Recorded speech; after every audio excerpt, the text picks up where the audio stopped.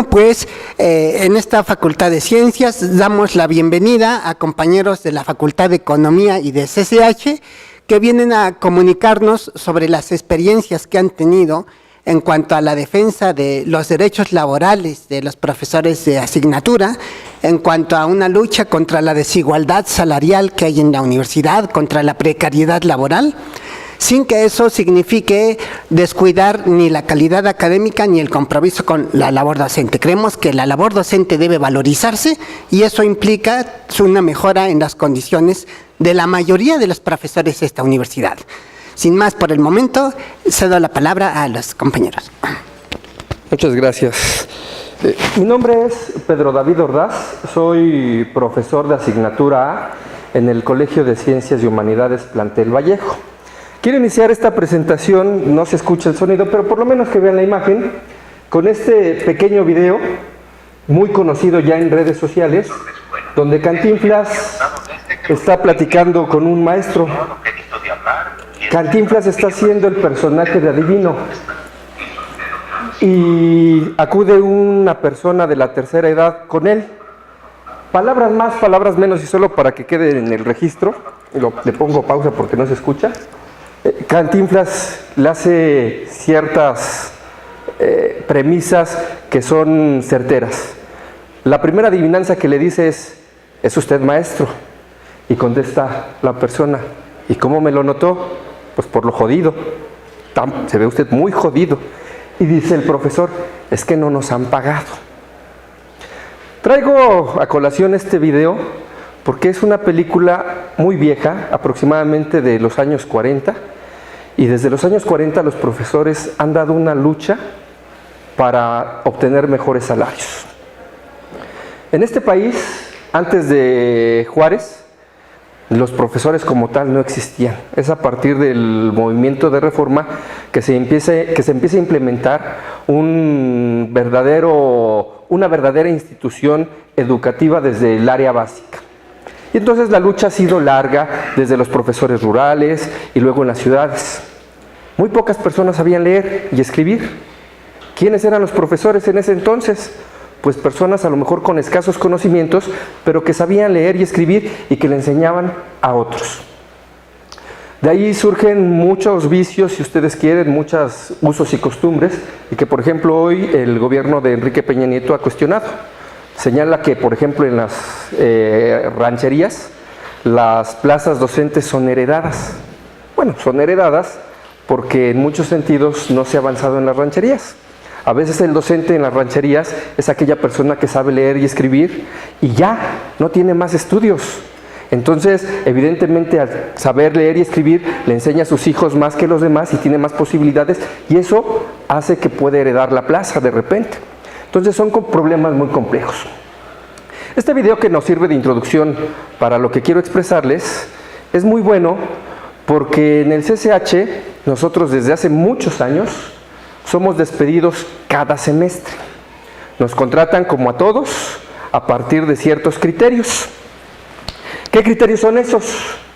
Son criterios que se aprobaron en una cosa que se llama Instructivo General de Asignación de Horarios, que se publicó en la Gaceta CCH el 9 de abril del 2007. Pero su origen está en el 2003, es decir, tiene una antigüedad de casi 15 años. En este cuadernillo, en esta gaceta, se explica cómo los profesores del CCH deben ser contratados. Y en la exposición de motivos, si ustedes pueden leer, dice: actualizar el instrumento jurídico aprobado por el Consejo Técnico en sus sesiones del 10 de diciembre del 2002 y del 23 de mayo del 2003. ¿Para qué? Para que haya un reglamento y los profesores puedan ser contratados, puedan tener grupos. ¿Cómo es que tienen grupos los profesores en el CCH? Primero, deben tener un examen filtro. Se presentan a un examen filtro, se presentan a un examen psicométrico y a partir de eso pueden solicitar grupos. Pero para que puedan solicitar grupos necesitan estar en una lista, que es lo que regula este documento. Esta lista le da a un profesor de asignatura un punto por cada curso que toma, un curso de 20 horas y que debe ser expedido por la Universidad Nacional Autónoma de México. Si lo toma por otra institución, el curso no vale. Entonces, nos dan un punto por curso, nos dan 10 puntos por tener una licenciatura, nos dan 5 puntos por tomar un diplomado, y el caso es estar haciendo trabajo constante para que puedas tener puntos en la lista jerarquizada. Si tienes muchos puntos, entonces estás en los primeros niveles de la lista. Si no tienes puntos, entonces estás hasta abajo en la lista. Y solicitan primero los grupos, los que están hasta arriba de la lista jerarquizada. Esto implica que los profesores se metan en una carrera de competencia, en una competencia interminable, porque todos queremos grupos, todos queremos 30 horas. Y entonces se descuidan las clases por estar tomando cursos, por estar tomando diplomados. Estamos tomando diplomados todo el día, cursos todo el tiempo. Cuando son las vacaciones, los muchachos se van a descansar y los profesores están metidos en los cursos. Si no toman cursos, pues entonces no hay grupos. Y evidentemente se van rezagando. Y esta misma lista también fomenta que los profesores vayan tomando más estudios. Por ejemplo, las licenciaturas, ya lo dije, valen 10 puntos, pero las maestrías valen 15. Y los doctorados valen 20, me parece. Entonces, en términos estrictos, podríamos decir que no es un mal instrumento. Pero sí fomenta mucho la competitividad, la competencia. El punto es que en el 2015, en un cambio de administración, la misma autoridad provocó un conflicto laboral. De pronto, de un borrón, intentó despedir a por lo menos 17 profesores con 15 años de antigüedad. ¿En Vallejo? En Vallejo. Y el argumento era muy sencillo: se acabó la materia laboral. Cuando preguntamos a qué se referían, nos dijeron: ustedes son profesores de asignatura y la universidad no tiene ningún compromiso con ustedes. De tal manera que si nosotros decimos que ya no hay stock de horas, que ya no tenemos capacidad para contratarlos, nosotros ni siquiera tenemos por qué liquidarlos como universidad. Y eso evidentemente nos puso a la defensiva, nos puso alertas y comenzamos a organizarnos. Empezamos 17, fue muy dura la defensa de los profesores, pero se consiguió la permanencia de todos ellos. Algunos fueron contratados con un solo grupo, lo que equivalía a que al final del semestre o del mes tuvieran una percepción de alrededor de 1,000 pesos al mes con un solo grupo. ¿Pero qué se lograba? Que no perdieran la relación con la Universidad Nacional, porque en el momento en que ellos ya no atiendan un grupo, en ese momento se corta de tajo toda su antigüedad. Entonces era muy importante que por lo menos atendieran un grupo. Y sin embargo, por otro lado, la autoridad estaba contratando personal académico nuevo. Es decir, por un lado corren, pero por otro lado contratan. Esto propició que empezáramos a estudiar diversos reglamentos, entre ellos el Estatuto de Personal Académico de la universidad. Y nos dimos cuenta que la universidad tiene un reglamento en donde establece la relación que se debe seguir, los protocolos que se deben seguir para contratar a todos los profesores de la Universidad Nacional Autónoma de México. El problema es que no se sigue. El problema es que cada escuela tiene una manera de contratar distinta. Y en esta organización, en esta lucha que hemos dado, nos hemos percatado de que varios profesores en licenciatura, sobre todo, los contratan no por este reglamento, sino por compañerismos, por amiguismos, por ser aliados de la dirección. Entonces, si yo soy un crítico de la dirección, no tengo grupos. Con cualquier leve crítica que se haga a la autoridad, se corre el riesgo de perder la relación laboral con la universidad, cuando en el estatuto de la universidad misma se señala que la universidad es una institución en donde deben privilegiarse las ideas, donde debe prevalecer la crítica, pero no se puede hacer contra las propias autoridades. Y esto nos llevó a estudiar todos estos reglamentos y dar una lucha muy fuerte. Han sido ya bastantes años desde el 2015 en donde hemos hecho, por ejemplo, en el CCH Vallejo, paros activos. La lucha inició con 17 personas. Los profesores tenían miedo de acercarse a nosotros, porque muchos de ellos, saltándose la lista jerarquizada, tenían grupos porque la autoridad los comisionaba. Es decir, les daba grupos sin necesariamente cumplir con los requisitos de la lista jerarquizada. Y eso evidentemente los comprometía a estar del lado de la autoridad. Sin embargo, cuando una autoridad pierde el poder y llegan otras autoridades, las personas que en ese momento estaban arriba en el poder caen y tienen que volver a construir. Y entonces nos hemos dado cuenta que lo más importante no es quién esté en el poder, sino verdaderamente seguir los protocolos y reglamentos. Y en ese sentido, los compañeros han perdido el miedo en el CCH Vallejo. Hemos impulsado ya varios paros y hemos crecido constantemente. La autoridad inició burlándose de nosotros, minimizando nuestra lucha, diciendo que éramos pocos. Sí, efectivamente éramos 17.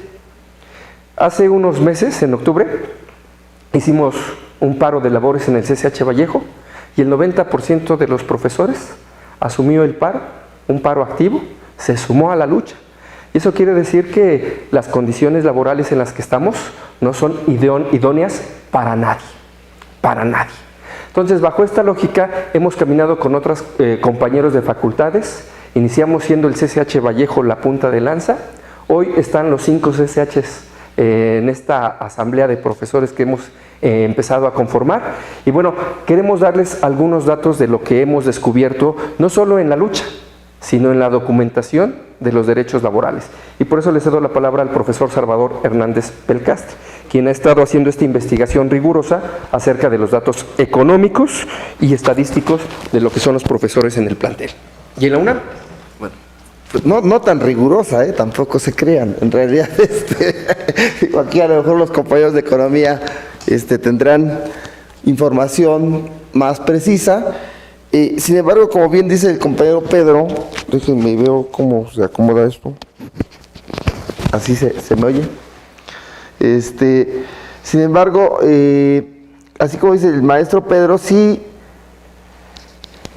ha habido necesidad de estudiar, digamos, para combatir con los mismos argumentos y en los mismos términos de la autoridad, ¿no? Porque si bien es cierto, se necesita la lucha social, política, callejera, decíamos en otros tiempos, también es necesaria dar la batalla en los espacios institucionales que la misma autoridad nos ha marcado.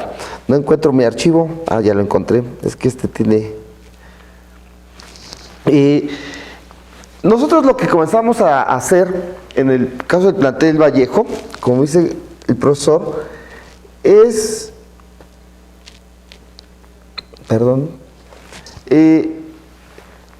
comenzamos a discutir precisamente cuál había sido el fondo de esta situación que ya comentó el profesor. 17 maestros que iban a ser sacados de su fuente de trabajo porque ya no había grupos, ¿no? Éramos interinos y nuestro contrato así efectivamente lo estipula. Nosotros firmamos cada semestre con una fecha determinada. Sin embargo, nosotros lo que cuestionábamos es que los maestros interinos efectivamente somos los que a veces tenemos mayor carga de trabajo, no solamente frente a grupo, sino que asesorías, tutorías, una serie de programas institucionales que son los que también de repente la institución presume mucho. La mayoría de los maestros que están ahí son precisamente los maestros interinos y están ahí por lo que comentaba el profesor Pedro. Como dan puntos para la lista jerarquizada, pues hay que ser tutor, hay que ser asesor, hay que estar yendo a seminarios, o sea, es un trabajo de mucho destajo, Y entonces empezamos a hacer un análisis de cuál era la condición de los maestros interinos. Y nos encontramos que a nivel de toda la universidad, pues de entrada somos la mayor parte de los profesores. En la UNAM somos 40,000 maestros, de los cuales solamente hay 8,000 maestros de tiempo completo, en números redondos, No tengo la cifra precisa. Bueno, sí la tengo, pero no importa. 8,000 somos o son de tiempo completo, ¿no? Maestros de carrera. 32,000 de asignatura. Y de esos 32,000 de asignatura, la mitad interinos, ¿no? Más o menos esa es la gráfica, ¿no? 79% de los profesores somos de asignatura, 14% profesores de carrera y un 7% profesores de investigadores. Estos son datos de la planta académica de este año, de 2018. Sin embargo, si bien los maestros de asignatura somos la masa más grande de los profesores de la UNAM, pues si lo comparamos con los egresos, con lo que costamos, digámoslo así, a la universidad, podemos ver que el 8% de todo el presupuesto que se va a sueldos y salarios de la UNAM, solo el 8% está destinado para los maestros de asignatura. El 92% restante es presupuesto que se designa a ese 20% de maestros, ¿no? ¿Pero son solo PRIDE y PEPACIC o son salarios? No, es en salarios. En salarios. No, en estímulos, es en estímulos. Sí, perdón, es en estímulos, es en estímulos. En estímulos, ¿no?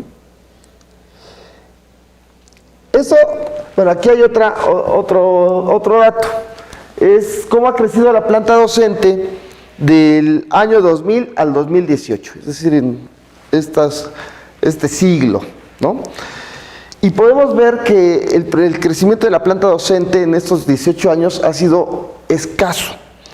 Pasamos de ser 5,022 maestros de carrera en el año 2000 a ser 5,503 este año.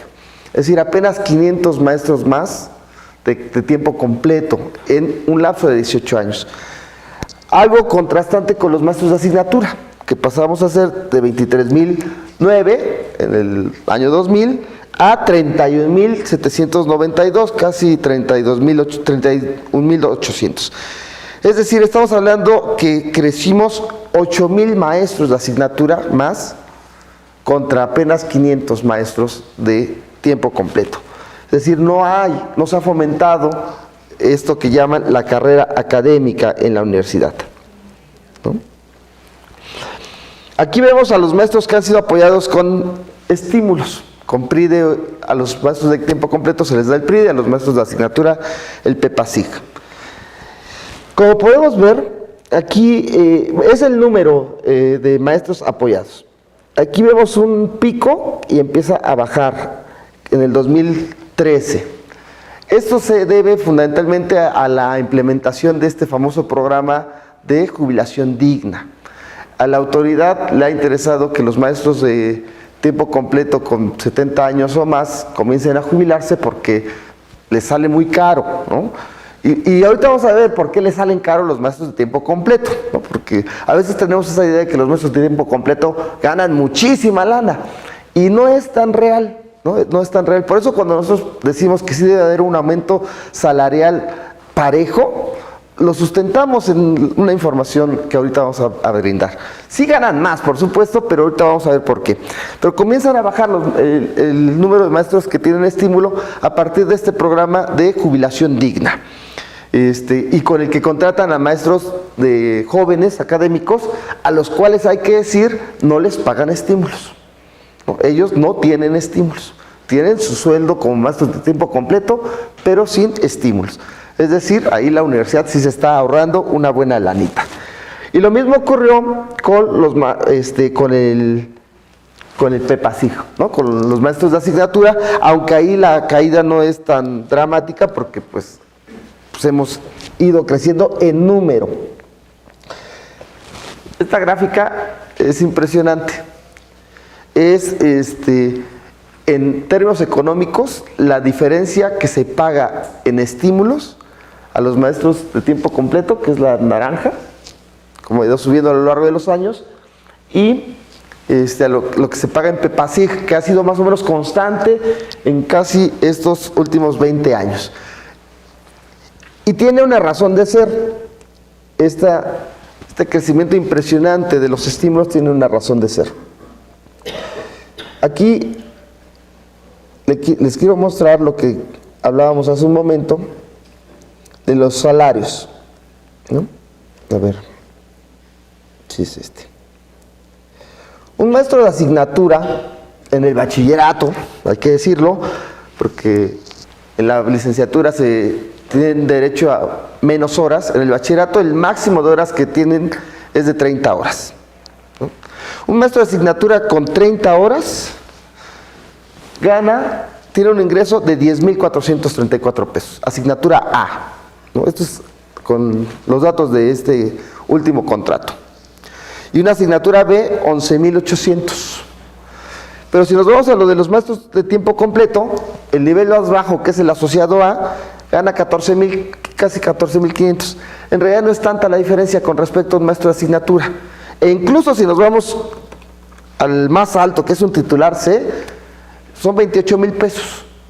Digo, sí es una diferencia un poquito mayor, pero tampoco es abismal, ¿no? Gana apenas un poquito más, cerca del doble, pero para ser maestro titular C, un maestro pues tiene que hacer una carrera académica impresionante, de por lo menos le debe llevar unos 10, 15 años de carrera docente. Entonces, como podemos ver en términos salariales, la diferencia no es tan grande. Lo que ha impactado es precisamente en los estímulos. En el caso de los maestros de asignatura, los estímulos son fijos y son con base en el número de horas que el maestro da y por grado. Es decir, un maestro de asignatura A, su PEPASIC es de 4,200 y una asignatura B de 5,300, con 30 horas, insisto, porque si son menos horas, por supuesto, baja.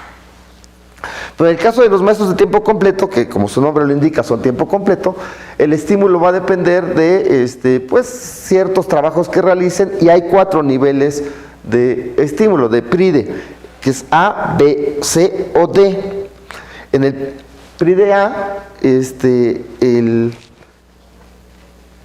apoyo, digámoslo así, es, si no me equivoco, no alcanzo es que aquí lo veía en la fórmula, pero si no me equivoco, PRIDE A les dan el 30% más, PRIDE B les dan el 60% más, PRIDE C el 90% más, y PRIDE el 80% más, y PRIDE D el 105% más, ¿no?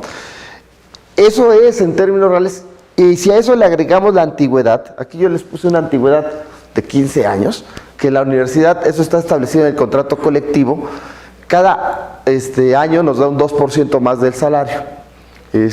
Una antigüedad de 15 años a un maestro de asignatura les van a dar un estímulo de 3,300, ¿no? Y un titular C, su estímulo sería de 8,000 pesos más, ¿no? Hablando de 15 años, por supuesto. Entonces tenemos que maestros de 40 años de antigüedad, titulares C, PRIDE C, ¿no? Que es el que la mayoría llega a tener como tope. PRIDE D casi está reservado para los directores, ¿no? Entonces PRIDE C es el que alcanzan a llegar los maestros. Con 40 años de antigüedad, pues sí llega a tener un ingreso pues superior a los 80, 90,000 pesos. Pero no es en sí su ingreso salarial, sino son estímulos. Su salario es de 28,000 pesos. Entonces, cuando la autoridad les plantea que se jubilen, estos profesores no se van a jubilar, porque el ingreso por su jubilación se caería abruptamente, ¿no? Entonces, cuando nosotros vimos esto, dijimos, bueno, pues es que no solamente los maestros de asignatura estamos mal, ¿no? La realidad es que con todo y que de repente hay muchos maestros, hay que decirlo, hay muchos maestros con un resentimiento social que ven así de, esos de carrera que no hacen nada, y que la realidad es que más allá de si un maestro en lo individual trabaja o no trabaja, como gremio, los profesores incluso de tiempo completo, sus condiciones laborales tampoco son las más óptimas, ¿no? Y vemos literalmente a maestros que van con el bastón, ¿no? Y decimos, ¿y por qué no se jubila? Porque si se jubila, se va a jubilar, le van a dar 18,000 pesos, que es el tope máximo con el que se pueden jubilar. 18,000 pesos. Después de estar ganando 80,000 pesos, pues evidentemente nadie, absolutamente nadie, se iría, ¿no? Ni siquiera los que aquí decimos que se vayan. Cuando lleguemos a ese momento, vamos a decir, no, yo no me voy. Entonces, Lo que a nosotros nos permitió en el caso del CCH Vallejo ir como que creciendo fue precisamente entender que el problema es que nuestros enemigos no son los maestros de carrera, ¿no? El problema es la estructura salarial que tiene la universidad, y que esa es la que hay que discutir, cuestionar, ¿no? El que los estímulos son la zanahoria famosa con la que nos traen, y que esos estímulos tendrán que integrarse al salario, porque si esos estímulos se integraran al salario, muchos maestros entonces sí tendrían la opción de jubilarse, por ejemplo. Y no solamente los de carrera, muchos maestros de asignatura, ¿no? Se irían pues, tranquilos, contentos, ¿no? Entonces lo primero que planteamos fue, no nos vamos, o sea, nuestros enemigos no son los maestros de carrera. De hecho, algo que no comentó el compañero es que dentro de la asamblea del CCH Vallejo, cosa curiosa, yo sí creo que la mitad de los maestros que están participando son maestros de carrera, de tiempo completo, porque no nos hemos enfrentado con eso, ¿no? O sea, es decir, tienen la misma situación, ganan más, y evidentemente ellos a veces son los que financian algunas cosas, ¿no? Pero no nos peleamos con ellos. Entonces decimos, lo que hay que hacer es buscar esos hilos que nos unan, y el hilo que nos une es sí el aumento salarial, por una parte, y sí también las mejores condiciones de trabajo en el aula. Porque, bueno, ahí son condiciones distintas en todas las escuelas. En el CCH, los maestros de las áreas de talleres y de historia atendemos lo que nosotros llamamos grupos completos, grupos de 50 alumnos. En el caso de matemáticas y de experimentales son grupos de 25. Y nosotros decimos, bueno, pues es que tendría que ser parejo, grupos de 25 alumnos, que además permitan efectivamente un desarrollo más académicamente hablando, más dinámico para el proceso de enseñanza-aprendizaje. Pero, por ejemplo, hemos ido a las preparatorias y están peor. Ahí atienden grupos de 70, 80 alumnos. Y en las preparatorias, decíamos aquí, el maestro, la asignatura para tener este ingreso deben tener 30 horas. Un maestro de prepa para tener 30 horas, nosotros necesitamos 7 grupos, pero uno de prepa necesita 10 y de 60 alumnos. Es decir, atiende 600 alumnos. Eso es, en verdad, algo que la universidad misma, ya ni siquiera por la cuestión monetaria, sino por la cuestión educativa, tendría que revisar, ¿no? O sea, es imposible que un maestro pueda atender a 600 alumnos y que haya un proceso de enseñanza-aprendizaje viable. O sea, es imposible, ¿no? O sea, es irreal, ¿no? Y en las facultades es algo similar, en muchas facultades, ¿no? Facultades de Derecho donde tienen más de 100 alumnos, ¿no? Ahí sí aplican la cátedra vil, ¿no? O sea, llega el maestro y habla y dice, quien entendió, entendió, y quien no, pues ni modo, ¿no? Se va rezagando. Entonces, lo otro que empezamos a impulsar fue precisamente eso, una lucha por la mejora en las condiciones académicas, no solamente laborales, porque sí sí nos vemos como trabajadores, por supuesto, pero efectivamente trabajadores con una característica especial, y es que estamos inmersos en un proceso de enseñanza-aprendizaje. Y en ese sentido también, el otro vínculo que nos empezó a unir a otros maestros que de repente son medio quisquillosos con respecto a los movimientos políticos, pues es hablar precisamente de esta cuestión académica. Porque entre muchos maestros hay esta idea de que es que no es académico, es político, ¿no? Entonces nosotros decimos, no, pues nosotros somos académicos y políticos. Y eso se tiene que demostrar efectivamente en el aula también, ¿no? Es decir, estamos más que obligados a ser buenos maestros, pues, ¿no? Sí prepararnos, sí, y ser buenos maestros.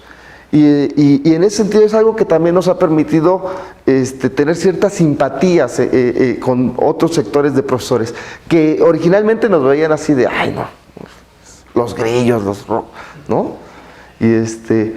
Pero conforme hemos ido trabajando sobre asuntos académicos, entonces como que ha habido ese acercamiento. Y como bien dijo el profesor, pues al final del día esto, por mucho de derecha que seas, pues también te duele, ¿no? En el bolsillo. Entonces, ha habido maestros que no comparten, digamos, muchas veces algunos métodos, por ejemplo, los paros, las marchas, ¿no? Pero entienden el trasfondo de nuestra lucha y se solidarizan en los momentos necesarios. Cuando hicimos los paros, por ejemplo, muchos maestros decían, yo no estoy a favor, incluso hicimos consulta, votaron en contra, pero dijeron, pues, bueno, si la mayoría decide, nosotros vamos a respetar. Pero manifestaban, no estamos a favor, pero entendemos que la causa es justa, ¿no? Que las demandas son justas y que la mayoría lo decidió. Entonces, nos ha costado mucho trabajo, sí han sido 5 años, ¿no? Los primeros años nos veían así como loquitos, ahora ya ha habido más consenso, pero un poquito en ese sentido hemos ido avanzando, ¿no? Es un poquito la experiencia que queríamos compartirles. Hemos estado, yo quiero concluir con lo siguiente. Tenemos particularidades en cada escuela. Fuimos a brigadear esta semana Prepa 3 y a Prepa 9. Y en la Preparatoria 3 particularmente nos decían los maestros, habían corrido el año pasado a 16 maestros también, ¿no? Corrieron a 16 maestros. Y además ya firman con la credencial, de una manera electrónica, con la credencial, con código de barras y les toman foto, ¿no? Y les toman foto. Y los maestros decían, pues es que, ¿no? Si estaban inconformes, temerosos, y yo lo que terminé diciendo, lo que sí tendremos que hacer, la tarea que sigue, es empezar a difundir con los maestros estas experiencias para que vean que sí hay posibilidades, si nos unimos, de ir venciendo, aunque sea en lo local, algunos problemas, ¿no? Nosotros cuando supimos de eso, acá por ejemplo en Vallejo, en los SHs, en CSH Sur por ejemplo firman cada hora, va el maestro cada hora y firma. Acá en CSH Vallejo nos quisieron implementar eso y dijimos no. Entonces lo que hacemos es nosotros firmamos a la hora que queremos, ¿no? O sea, a las 7, 8 de la mañana. Las listas están ahí todo el día y el maestro pues va y firma en el momento en que quiere, por ejemplo, ¿no? Y ese tipo de cositas locales pues las conseguimos a partir de la organización, y son esas cositas locales también a partir de las cuales los maestros pues empiezan también a acercarse y a tener más confianza, ¿no? Bueno, pues eso sería todo de mi parte. Muchísimas gracias. Siguen los compañeros de economía, ¿no?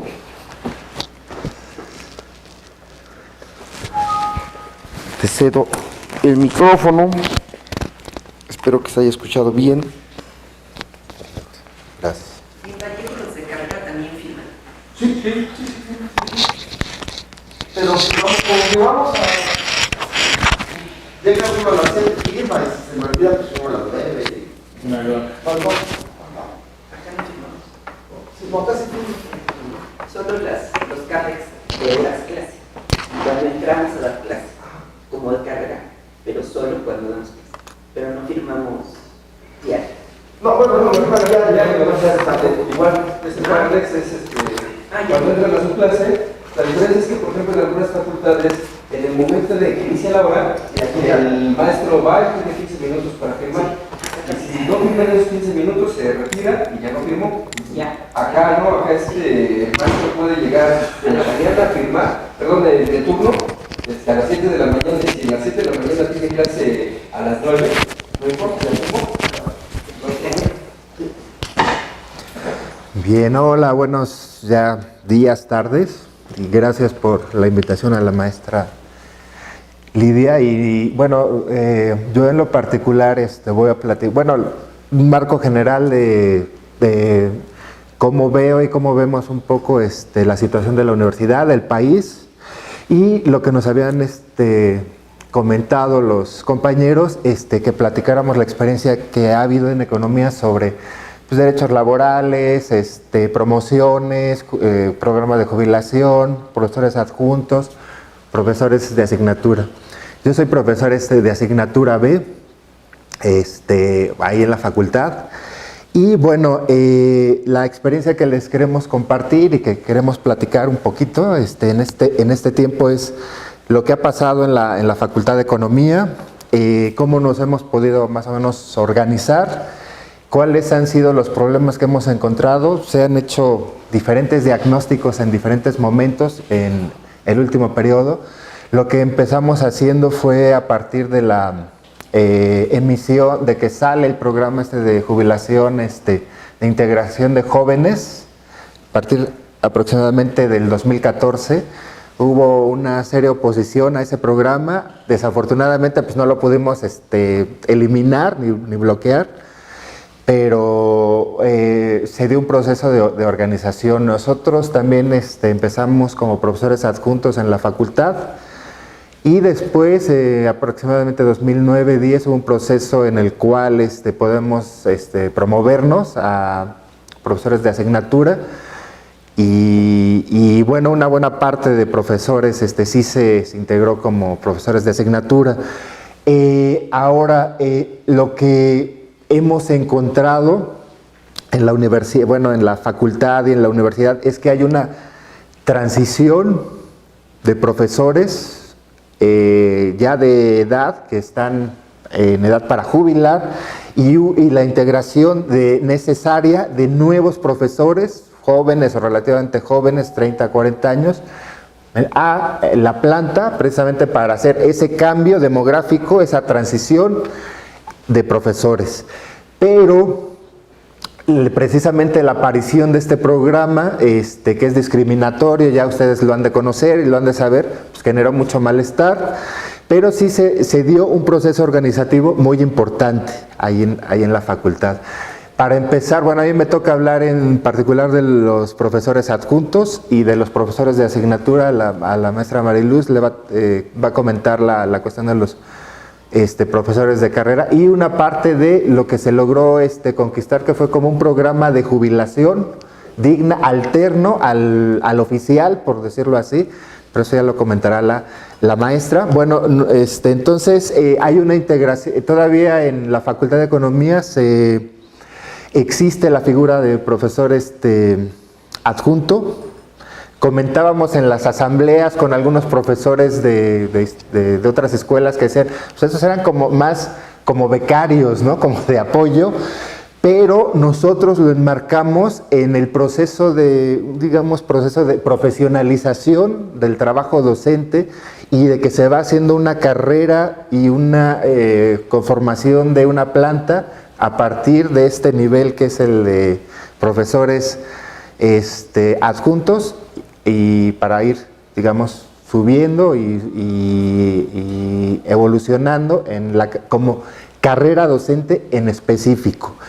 En este periodo, o sea, han sido de 2013-14 que inició como este proceso más organizativo con la asamblea de profesores, y en particular en la Facultad de Economía. Pensamos, viendo estos diagnósticos, porque se han hecho varios diagnósticos de la situación laboral y de la situación de la universidad, y entonces qué posibilidades hay, porque ya con los datos que dio el profesor de CCH Vallejo, pues está claro el escenario, que hay un cuello de botella y que muchos profesores no quieren por las mismas condiciones. Pero la autoridad universitaria está consciente de esta situación, y por eso está planteando estos programas de jubilación y demás, que no convencen a nadie y que muchos aún no los quieren tomar, y ya les platicaremos un poco esta parte. Entonces, nosotros en la facultad pensamos hacer una cosa que llamamos como un programa integral de promoción, definitividades y profesionalización de profesores adjuntos de asignatura y de carrera de la Facultad de Economía. Así se empezó, o sea, llegamos a pensar que se tendría que hacer, bueno, a partir de los diagnósticos, un programa integral para todos los profesores, que incluyera la promoción, los cursos de actualización, bueno, una carrera docente. Entonces, sí se ha logrado hacer las promociones, como mencionaba los profesores de Vallejo. También hace años que no se habían promociones, que no pasa, en este caso se logró en concreto, por ejemplo, pasar de la promoción de profesor de asignatura A a profesor de asignatura B. Nos habían contado la experiencia de que muchos profesores habían solicitado, porque era casi un trámite administrativo, presentar tu currículum, solicitarlo, y te lo dan, pero lo entregaban y se quedaba ahí como en la congeladora. Aquí se sistematizó y sí en diferentes etapas en ese aspecto se solicitó y sí no tengo el número final, pero eso fue hace como 2 o 3 años y sí ha habido las promociones de A a B, de profesor, ya de asignatura de A a B. Entonces, no es mucho salarialmente, pero en el caso de por ejemplo, cuando ya te dan la asignación, sí impacta si eres de profesor de asignatura A o eres B. Entonces, fíjense, son esos elementos administrativos que no conocemos, pero que están ahí presentes. Luego, también ha habido una interlocución muy fuerte, muchas reuniones, ha sido muchas horas de trabajo y sí nos hemos estado reuniendo mucho en los periodos 2014, 15, 16 y 2017, 18, con el que era el entonces director, aquí traigo las cartas con Lomelí, y en 2016 él se va a la Secretaría General de la Universidad, pero sí se había dado la apertura a partir pasó mucho eso también, un proceso de mucha movilización, de mucha organización y de algunos paros en estas etapas, en economía, y entonces sí han estado haciendo caso, pero como que fueron simultáneos 2 elementos: la organización de la Asamblea de Profesores de la UNAM y también al interior la organización de profesores en la facultad. Hemos tratado de hacer mucho más amplio el movimiento. Creo que es un problema también laboral y personal de los profesores, de que no se pueden dedicar tiempo completo o estar yendo tanto a las reuniones, a asambleas y demás, por la misma condición laboral. O sea, trabajas aquí, tienes horas en la UAM, tienes horas en UACM, tienes horas en colegios particulares, en escuelas particulares. Entonces, están así. Hay una parte de profesores que sí hemos estado ahí tratando de generar este proceso y además pues con estudios haciendo los estudios de posgrado, etcétera, para ir cumpliendo esta parte. Entonces, también se ha cuestionado mucho el papel de APAUNAMS y UNAM. Lo que, bueno, yo en lo particular ya veremos, porque ha sido una discusión muy fuerte, que es importante que se dé para ver cómo están viendo las cosas los demás profesores, pero en lo personal pienso que APAUNAM es un modelo organizativo ya agotado. UNAM es un modelo también que no defiende los derechos de los profesores, se dedican más a la cuestión administrativa y además padece ya de problemas fuertes por representación, ya un dirigente que ya lleva muchos años y que como que se agotaron esos modelos de organización de los profesores. Entonces, en el momento en el que estamos también actualmente, también desvío un poquito, pero es parte del contexto y de cómo estamos viendo las cosas, es que están surgiendo las posibilidades de organizar unas nuevas formas o nuevos tipos de organización de los profesores aquí en la misma universidad y afuera también, pero lo que nos atañe es aquí, con la aprobación también del Acuerdo 98 de la OIT, no sé, ya lo han de conocer, y si no, pues hay que leerlo, hay que circularlo, hay que discutirlo y comentarlo, porque se da esa posibilidad de la creación de nuevos sindicatos, de nuevas coaliciones, de nuevas organizaciones que defiendan los derechos laborales de profesores en diferentes sectores. También sería el caso de la misma universidad. Entonces, estamos llegando a ese momento.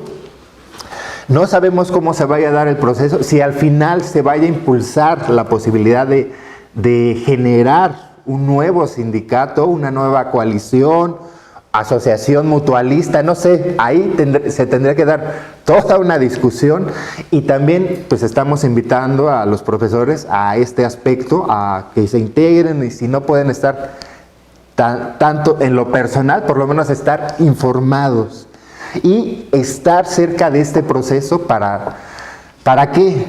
Toda la cuestión de que no te dan grupo de un semestre a otro, los estímulos, los salarios y demás, está ahí inmersa esta discusión.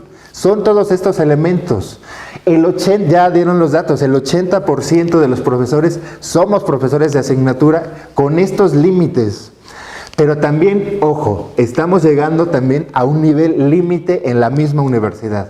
Viene el cambio de rector en 1 o 2 años, viene el contexto del cambio de gobierno con el PG, bueno, con Obrador, y se abre una coyuntura para ver si se pueden dar procesos de modificación legislativa y estructural de la misma universidad. En lo personal que estábamos viendo con el proceso, el movimiento que se dio de los estudiantes el 3 de septiembre con esta provocación, se empieza a dar un proceso organizativo y pensábamos, no, pues se logra dar un congreso universitario y ahí se plantean todos estos elementos. ¿Qué pasa? Pues ya se agotó, no hubo tal. Entonces sí tendríamos que generar este proceso de toma de conciencia de las condiciones laborales de los profesores y cuáles son las posibilidades para la misma universidad. Yo veo a la universidad también en un proceso de transición, de un cambio, pero con problemas estructurales fuertes en lo laboral y demás. Se dice la universidad más importante de México, de América Latina, bueno, compite con Sao Paulo y demás, pero ¿cuáles son las condiciones de los académicos, de los profesores de asignatura? También los de carrera. ¿Qué propuestas podemos generar para subir los salarios a los profesores de asignatura, dar mejores condiciones materiales, pero también que desarrolles una profesionalización, ya sea como docente, como investigador, como docente investigador, etcétera? ¿Cómo hacemos y generamos mejores condiciones didácticas y pedagógicas en el proceso de enseñanza? O sea, eso es lo que más nos atañe. Lo laboral es, como decía Salvador, es que parece que estamos mucho en la grilla, pero es que son las condiciones laborales. Pero eso te lleva mucho tiempo y tú a lo que te tienes que dedicar, se supone, es docencia, enseñanza, aprendizaje, mejorar estos procesos. Entonces tenemos que estar en esas dos pistas trabajando. Entonces, yo es lo que quiero comentar un poquito ya para ir cerrando y que pase a exponer la profesora Mariluz. Bueno, ponernos a pensar un poco en estas condiciones. Era la discusión en la asamblea de profesores, que es si se puede dar la creación de una nueva organización o si nos mantenemos. Es que hay sectores que mencionan, no, pues nos mantenemos en APA-UNAM y ahí damos la lucha por la democratización. Les digo, pues híjole, no, es que respeto, ¿no? También hay que respetar a los compañeros, pero en lo personal, pues creo que ya se ha demostrado años esa situación. En el caso del STUNAM, la misma situación, ¿no? O sea, la misma situación, es un sindicalismo, digamos, agotado. Muchos compañeros, no crean, sí los defienden, bueno, y los respetamos también, o sea, hay respeto, o sea, no se preocupen, pero sí hay que ejercer la crítica porque como que en nuestra misma condición nos dice que sí tenemos que hacer algo para mejorar las condiciones de los profesores. Ya nada más para ir cerrando, bueno, sí se ha generado procesos de promoción de profesores de asignatura en la facultad, de adjunto a profesor de asignatura en la Facultad de Economía. Son muy jóvenes los profesores que se están integrando. Se han dado los procesos de profesionalización y de promoción también de los profesores ya de asignatura, pero tenemos los límites de las horas. Eso también se tiene que plantear, que la profesionalización tendría que significar, la propuesta es concreta, una de las propuestas que se ha discutido en la asamblea es plazas, aunque sea medio tiempo, y plazas tiempo completo ya también para los profesores de asignatura. Los ejes principales serían el aumento del 50% del salario de los profesores. Esa es toda una discusión, porque había otros que decían, no, pues el 100%, si se ha perdido el poder adquisitivo del salario de manera, o sea, ustedes lo saben. Bueno, pero dijimos, bueno, el acuerdo fue 50%, pero es subrayar ese aspecto. El eje 2 es la estabilidad o lo que se conoce como definitividad de los profesores.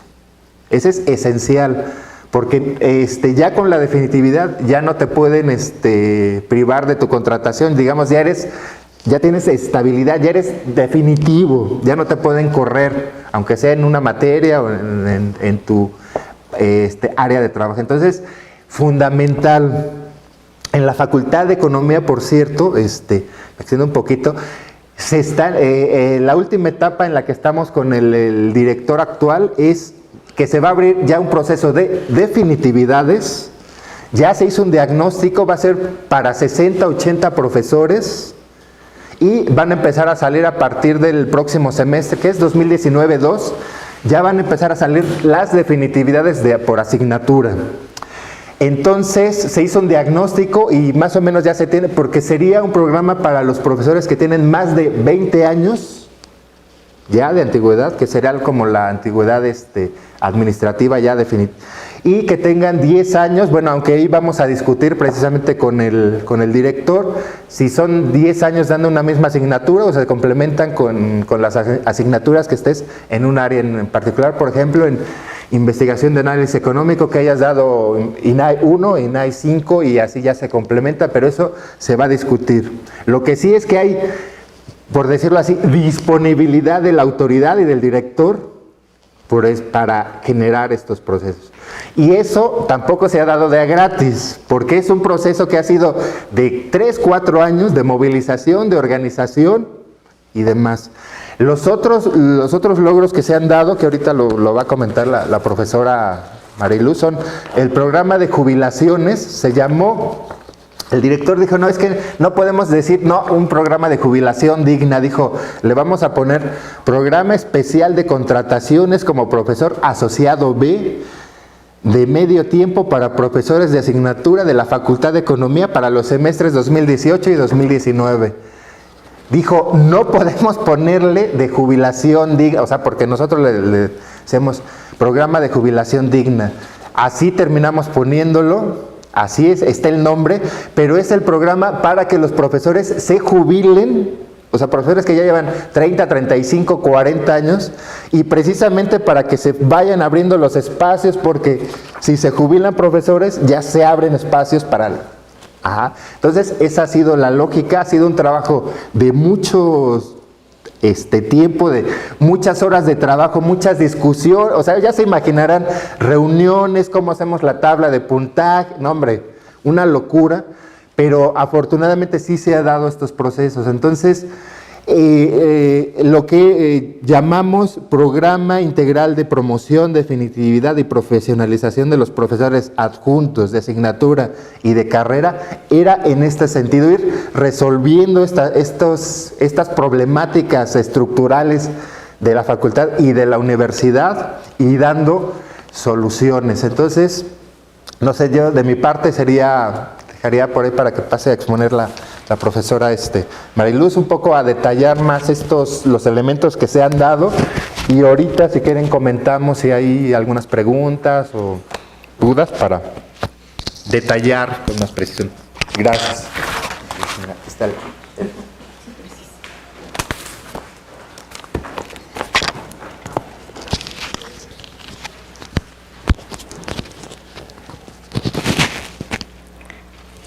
Bueno, buenas tardes. Y también agradezco a la profesora Lidia la invitación.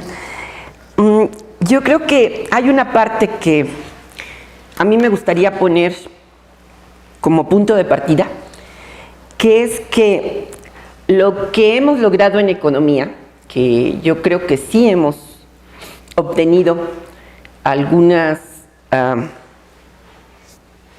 mejoras en la condición de un número de profesores significativo, aunque no es la mayoría, pero eso ha sido gracias a que en 2014, ustedes recordarán esta gaceta,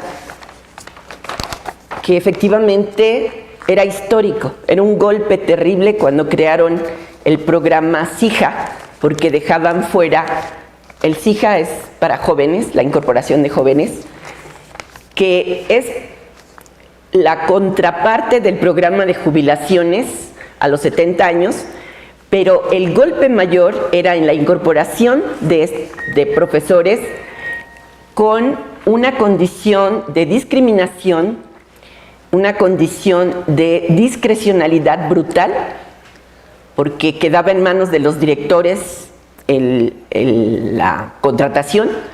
Había una violación al Estatuto de Personal Académico, porque se imponía como requisito el doctorado para plazas de asociados, cuando debía de ser, la categoría ameritaba solo maestría, hasta donde teníamos. Y, por supuesto, la discriminación era la edad, ¿no? Y, bueno, esto, nosotros, los primeros que reaccionaron esto fue en diciembre del 2013, y ya íbamos a entrar a vacaciones. Los primeros que reaccionaron ante ese programa fueron los compañeros de Prepa 4 y de Prepa 3.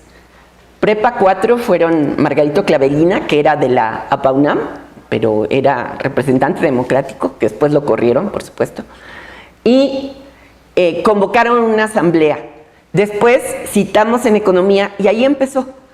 Entonces, en aquel momento formamos lo que se llamaba Asamblea de Personal Académico de la UNAM, entendido como que queríamos incorporar no solo profesores, sino incluso investigadores, técnicos académicos, etcétera, porque el programa a todos nos afectaba, a los de asignatura, por supuesto, porque muchos tenían la expectativa de convertirse en profesores de carrera, para eso habían hecho maestrías, doctorados, etcétera, etcétera, y querían que les validaran su calificación obtenida en el puesto de trabajo, porque la antigüedad no es, y los, digamos, la consideración de la antigüedad no tiene que ver con que uno vaya y se siente o se pare en el salón de clases, sino es la experiencia acumulada, es decir, la calificación obtenida en el puesto de trabajo. Entonces, ese movimiento fue muy importante, y en el centro de ese movimiento estuvo el rechazo al programa SIJA, la exigencia de un programa digno de jubilación, no solo para los de carrera, sino para los de asignatura, iba junto, el hecho de que se avanzara en la profesionalización de la carrera docente, es decir, que se abrieran plazas de tiempo completo sin las restricciones del SIJA. La defensa de la universidad pública era el aumento a la matrícula, que también lo teníamos muy en lo fundamental. Bueno, después esto tuvo como todo movimiento, un crecimiento. Yo creo que el error que cometimos en ese momento fue no formar la coalición de personal académico, que es como una forma sindical, pero no es un sindicato todavía. Pero bueno, esa es mi apreciación personal. Eso es una discusión. Hay quienes dicen que al contrario, eso fue lo que dio que se rompiera, bueno, que bajara el movimiento. En fin, lo importante es que después ustedes en los SHs impulsan, de nueva cuenta, es un nuevo aire a este proceso, con el aumento salarial, particular, poniéndolo en el centro, y la definitividad, porque habían despedido maestros, ¿no? Eso es, o la estabilidad, como se llamaba. ¿Qué pasó en economía? En economía tuvimos una participación fuerte en toda la primera etapa, y logramos sentar a la autoridad a negociar. Bueno, primero, aquel movimiento amplio de la universidad también tuvo sus frutos. Aquí no me voy a meter ahorita en todo eso, pero obligamos a que nos recibiera el director de la DEGAPA, ni siquiera fue el de personal, fue Dante Morán, y era como el representante del rector, pero se logró que se abrieran plazas de tiempo completo en los SHs. El problema es que la autoridad lo usó para dividir, porque fueron plazas de tiempo completo, una buena cantidad de plazas, porque hacía muchos años que no había, en las prepas también, pero no tuvimos la capacidad de una defensa colectiva y del proceso. O sea, cada quien se metió por sus propios medios, y entonces se perdió lo que era la fuerza de la asamblea, ¿sí? Que yo creo que esa es una lección para lo que sigue. Bueno, entonces, lo que obligamos también fue a que la autoridad, Leopoldo Silva, como representante de la rectoría, se comprometió, por supuesto, no con la Asamblea, sino con la ZAPAUNAM, en la negociación correspondiente del año 2013 fue, a que por cada plaza fija se iba a abrir una plaza de carrera, sin restricción, que fue por lo que sacaron las plazas en los SHs y en las prepas. Bueno, nosotros en la Facultad de Economía, teniendo eso, lo que hicimos fue obligar a la autoridad a sentarse y efectivamente empezaron otorgando lo que no les cuesta mucho, porque lo que les cuesta mucho son las plazas de tiempo completo. Lo que no les cuesta es la definitividad, porque pues no hay ningún salario adicional, es mínimo. Lo de la promoción de asignatura A a B es mínimo también, sí, fue importante. Y el que profesores adjuntos, que en lo personal sí les ayudó mucho, que para la rectoría no significaba un gasto fuerte, era que profesores adjuntos se pudieran incorporar como profesores asignatura. Suena muy poquito, pero logramos 35 nuevas incorporaciones, 35 profesores de asignatura, pero además obligando a la autoridad a reconocer que tenían a respetar el proceso que estábamos siguiendo. No era a quien ellos querían, porque el problema es la discrecionalidad. No es que no se contrataran profesores de asignatura en la facultad, sino que se lo daban a quien quería, no en el proceso, en un proceso democrático. Entonces, había antecedentes en la facultad, como lo dijo el profesor Miguel, de incorporación de profesores adjuntos, pero habíamos tenido menor número de incorporaciones. Se lograron que se abrieran 35 espacios, y no solo en 2 de las academias, que somos las que persistimos como academias, las otras son áreas, no academias. Es una diferencia, porque hay jefaturas, que son las áreas, y nosotros tenemos coordinaciones, que nos han querido imponer ese cambio, pero no han podido. Nosotros elegimos coordinadores y ellos imponen a quien quieren, ¿no? Entonces, bueno, pero fue en todas las áreas de la facultad, lo cual fue muy importante, porque no nada más fue en las 2 que siempre estamos peleando. Otro dato de esta incorporación es que se aceptó por parte del director ir a una asamblea, o sea, quería una negociación cerrada y tuvo que ir a la asamblea de profesores en el auditorio, y ahí se hizo la negociación con todos. Eso fue muy importante y fue muy fuerte. Se le obligó. ¿Cómo se le obligó? Con un paro. ¿Por qué volvió a tener este ímpetu en economía con lo último que hemos logrado? Porque se sumó otro elemento. El antecedente era el movimiento que les platico del 2014-2015. Pero hace 2 años trataron de forzar a una profesora que es muy estimada a jubilarse, porque cumplía 70 años, y se armó la pelotera, ¿no? Entonces, a partir de ahí exigimos al director que no podían forzar a ningún profesor a jubilarse y que tenían que asumir que el problema era de otro tipo. O sea, la renovación de la planta tenía que cambiar, los criterios, en fin. Fuimos, entonces, se hizo un paro en la facultad, otro, y eso fue lo que forzó a que bajara el director, a que tuviéramos esta negociación.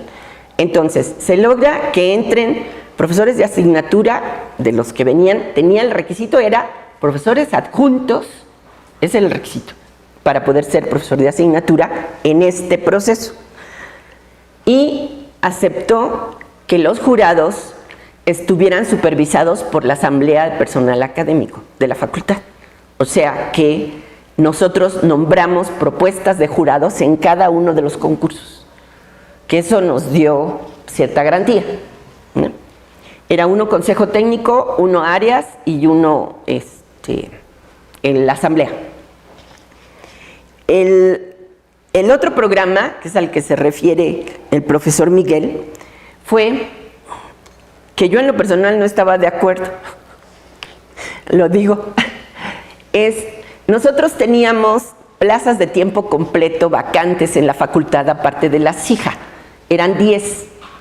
De esas 10, la asamblea acordó que 5 fuesen partidas a la mitad, o sea, 5 plazas de tiempo completo se convertían en 10 de medio tiempo, pero solo para que los profesores de asignatura que tuvieran posibilidades de jubilarse de acuerdo a los criterios del ISSSTE fueran contratados no como asignatura, sino como medio tiempo y pudieran jubilarse. El compromiso era una contratación de un año y al año dejaban vacante esa plaza para una segunda tanda.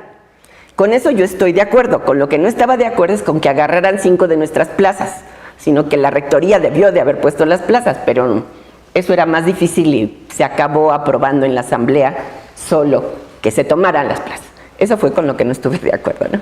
Pero porque yo creo que le ha salido muy barato a la rectoría, no ha gastado nada. Entonces, por eso es que yo insisto en que necesitamos pensar en estrategias que los obliguen a cambiar esto, porque si no les estamos facilitando. Digo, nos beneficia a un sector, etcétera, pero le sale muy barato, no está poniendo nada la rectoría. Entonces, pero el método, el método es muy importante, porque eso sí, o la táctica, pues, podría hacerse en las escuelas. O sea, que plazas de medio tiempo fuesen usadas, contrataciones, profesores de asignatura, que son los que tienen más tiempo. Nosotros llevamos la segunda convocatoria de 10, o sea, ya se fueron 10 y ahora tenemos la segunda para otros 10. Y así va a ser, ¿no? Sí le generó ruido a la de GAPA, ojo, no quiero decir que no les haya, porque es un programa que si lo generalizáramos, que yo creo que hay que empezar a moverlo, pues les podría generar un problema.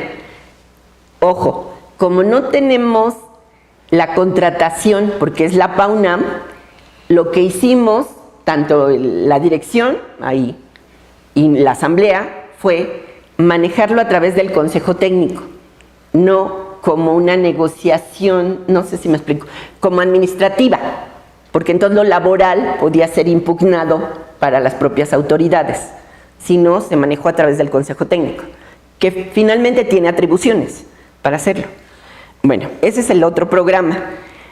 Hay uno más, o sea, hemos logrado lo de los adjuntos, lo de las jubilaciones para estos profesores de asignatura, que repito, es muy poquito, pero es algo que puede ayudar.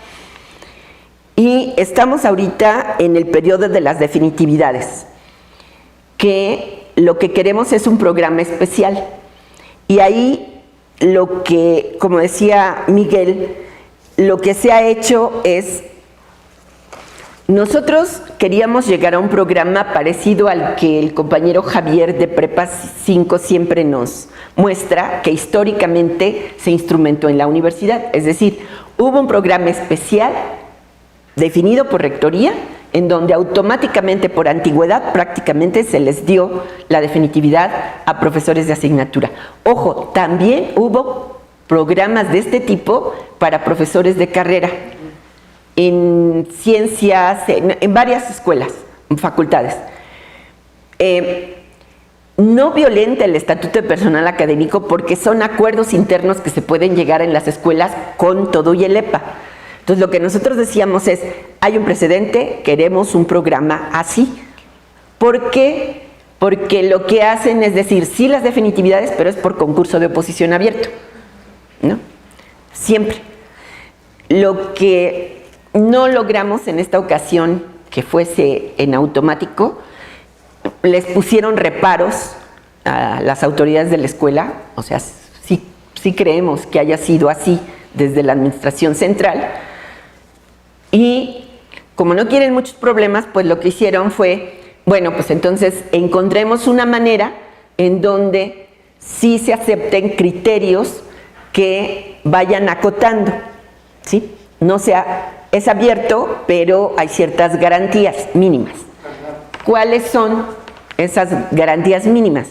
Pues lo que decía el profesor Miguel, 20 años de antigüedad, nosotros estamos proponiendo 7 años en la materia o el conjunto de materias, o sea, porque hay gente que no tiene 7 años en una sola materia, porque ha tenido que cambiar, aunque tenga los 20 años de antigüedad. O sea, nos ha pasado eso. el que de nueva cuenta en los jurados haya un profesor propuesto por la Asamblea de Personal Académico, un profesor nombrado por el Consejo y un profesor nombrado por las áreas, creo, ¿verdad? Así es. Lo otro ha sido darle el 60% de la evaluación, del peso de la evaluación, ¿dónde está? A la antigüedad docente, y el 40% a partir de la formación y capacidad docente. Que esto hay varias formas. Una es, o sea, lo que se está viendo es una evaluación simplemente de lo que los estudiantes han hecho con los profesores, la que ya hace la facultad. Cuando le convenga al profesor ese criterio, ese es el que se sigue para el 40%. Si no le conviene al profesor ese criterio, entonces el 40% sería el 30% por una prueba didáctica, el 10% por formación docente. Pero son dos que estamos colocando. Esto todavía no está aprobado. El 4 de diciembre tenemos una reunión con el director, ¿sí, verdad? El 4, para tratar de pactarlo, ¿no? Por supuesto, el Consejo Técnico lo tiene que aprobar, ¿no? Entonces tenemos que presionar también, pero eso sería para las definitividades. Lo otro que logramos, es importante, y yo creo que deberíamos de difundirlo mucho más. No estamos de acuerdo con los programas CIJA, pero como no lo logramos echar para atrás, lo que sí obtuvimos fue que los CIJA, en la segunda generación de CIJA, se abrieran a las áreas. Es decir, antes, la primera convocatoria, solo se enteraron el Consejo Técnico, sus cuates, el director, y presentaron propuestas y nombraron a quien quisiera, o sea, a quienes quisieron, ¿no? La segunda generación ya es convocatoria abierta a las áreas para que presenten candidatos. Tienen que cumplir con los requisitos discriminatorios, etcétera, etcétera, pero por lo menos se abrió en las áreas. No ha beneficiado a muchos compañeros nuestros, pero pues por lo menos era un criterio de meter también presión, ¿no? Y ya va a salir la siguiente. Lo otro que logramos fue forzar a que cumplieran lo de por cada plaza CIJA se abre una sin restricciones de carrera. Esto nos los están manipulando, tenemos que ver cómo lo recuperamos, porque como aceptamos que 5 plazas fueran partidas a la mitad y se usaran para jubilaciones, esas no nos las han repuesto. Entonces, bueno, está ahí el jaloneo, ¿no? Pero creo que eso también es importante. Y yo creo que, bueno, estas son de las cuestiones más relevantes. Y de evaluación, yo creo que en economía no hemos crecido. O sea, tal vez es más claro lo que ustedes platican en CCH Vallejo, de que sí han crecido en la participación. En momentos de conflicto sí hay participación más amplia, pero en lo que es la asamblea y eso se ha mantenido como un núcleo, quienes estamos ahí. Pero, sin embargo, creo que hay un consenso pasivo, o sea, no tenemos gente beligerantemente en contra. Y por eso cuando hay movilizaciones o algo, se suman a firmar o a hacer las consultas o a participar, ¿no? Tenemos un problema que han aparecido tentaciones gremialistas, es decir, los profesores adjuntos queriendo funcionar como profesores adjuntos dentro de la propia asamblea, que eso no lo teníamos, ¿no? Y entonces ya un día se pararon en la Asamblea General de Profesores de la UNAM y dijeron, nosotros somos la Asamblea de Profesores Adjuntos de la Facultad de Economía. Eso no existía, pero bueno, hay esas tendencias, pero estamos buscando que volvamos a funcionar como lo hemos hecho siempre, ¿no? En el conjunto. Esto sería así como algunos de los elementos. Yo ya le pararía porque si no... Bueno, ahorita sería si tienen alguna pregunta, comentario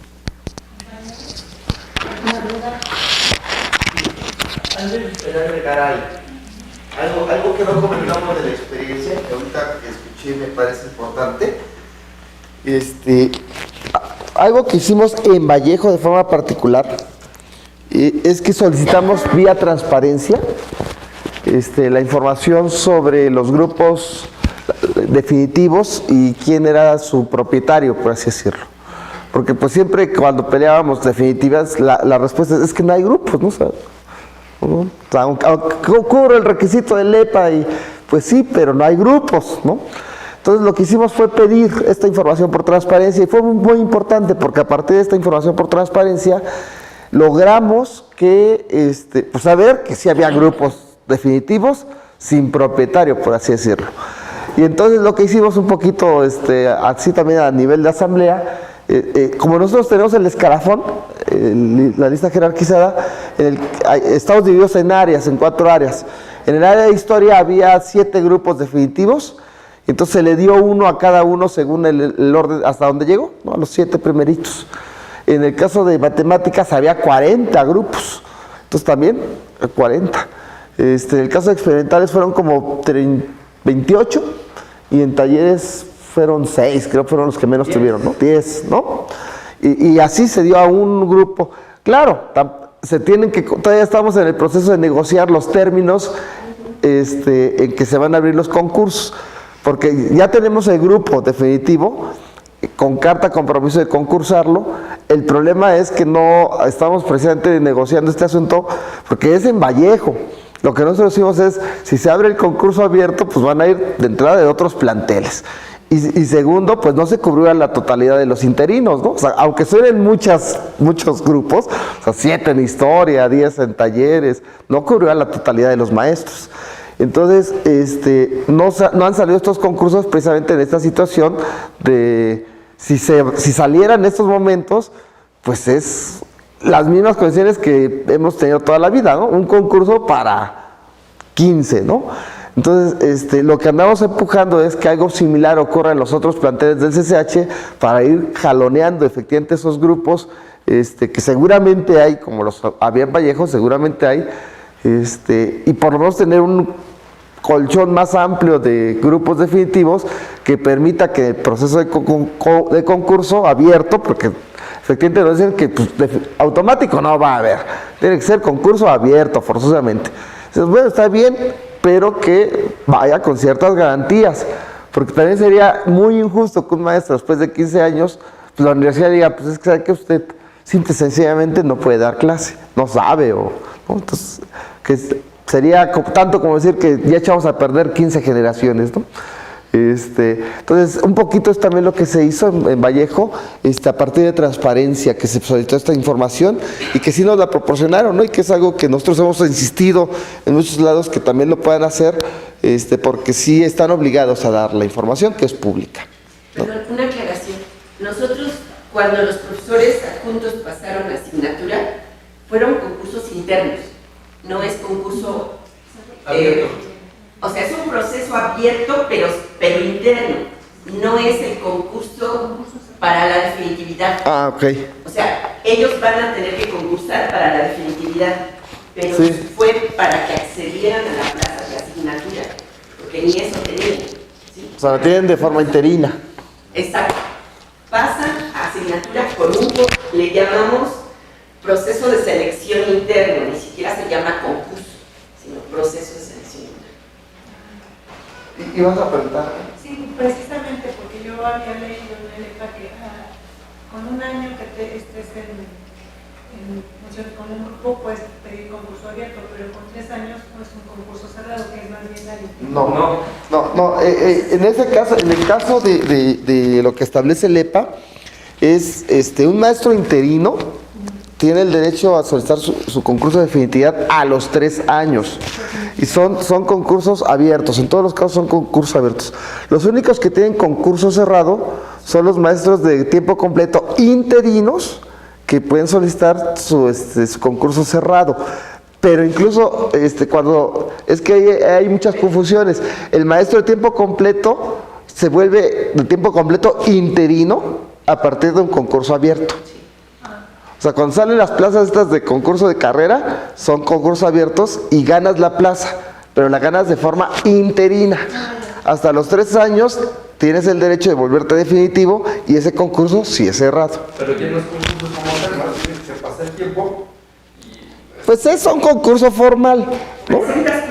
Presentas currículum, así es, pero esos son los concursos cerrados. Bueno,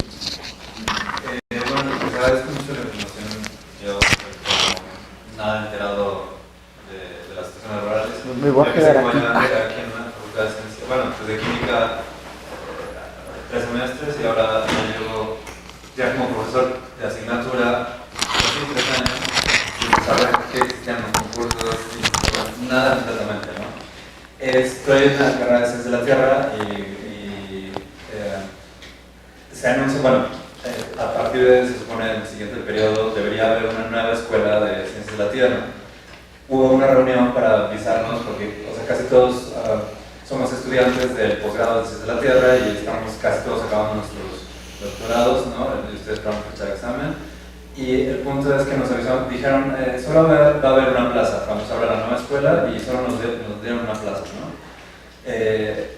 Y pues obviamente pues todos estamos, pues, bueno, de qué se trata, ¿no? Y qué va a pasar. Entonces, básicamente es, pues, qué panorama, qué expectativas, porque en el área de Ciencias de la Tierra, que es más o menos nuevo o de interés por los problemas de contaminación y demás del planeta, pues apenas es interés, ¿no? Entonces apenas se va a formar como una escuela más en forma. Entonces, pues, ¿qué panorama podemos hacer? Tenemos, o sea, quienes pues, estamos en estos 30, estamos acabando y nos toca empezar a recorrer camino que ustedes ya llevan bastante estructurado, ¿no? Entonces, ¿qué podemos hacer? Bueno, primero, a ver, ahorita, a ver. Bueno, yo solamente quería comentar, ahorita hay circunstancia especial.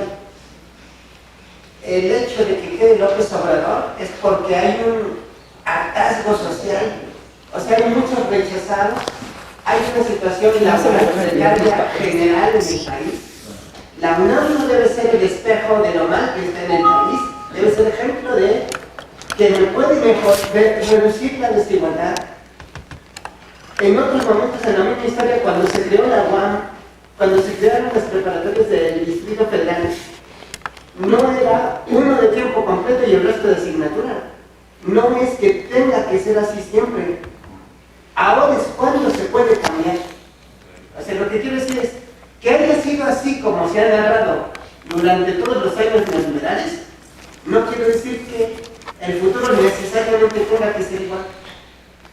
Y hay editorialistas como Manuel Gil Latón y otros que pueden aportar elementos a favor de otra forma de ser de la universidad.